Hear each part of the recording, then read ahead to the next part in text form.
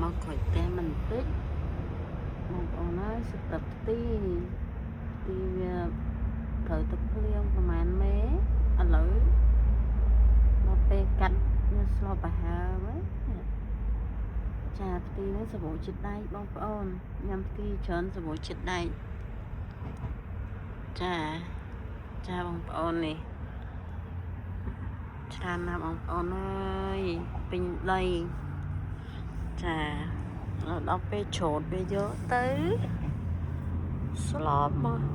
ប្រហើដាក់នងដាក់ល្ពៅទៅថៃស្រស់ក៏បានថៃ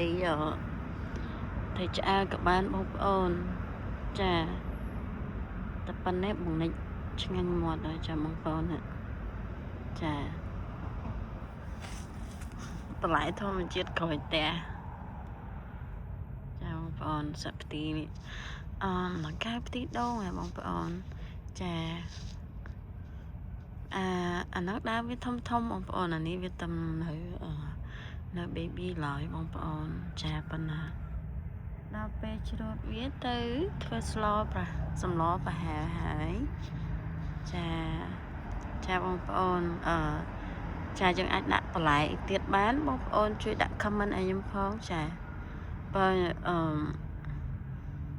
ខ្ញុំដាក់ល្ពៅដាក់ផ្ទីដាក់ន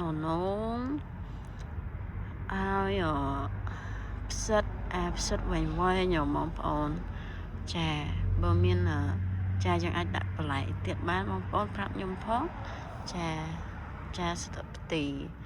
ហើយនេះដើមអីគេដើមត្រឡប់បងប្អូនផ្លែវាផ្លែបាក់មេទេបងប្អូនអើយផ្លែច្រើនពេកដល់ខែ12បាននេះបងប្អូនណាជ្រុះខ្លះហើយក្តៅពេកបងប្អូន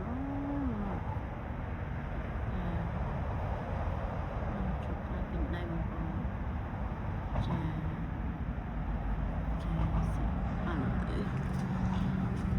យកច្រូតផ្ទីទៅ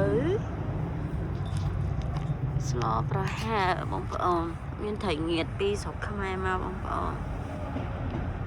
ចាផ្សំតទិញបន្លែនងបន្លែអីមកចាដាក់ថែមទៅហើយល្ពៅអីមកចាបាន4-5 នាក់ញ៉ាំហើយបងនេះចូលចិត្តបងប្អូនចាបន្លែធម្មជាតិ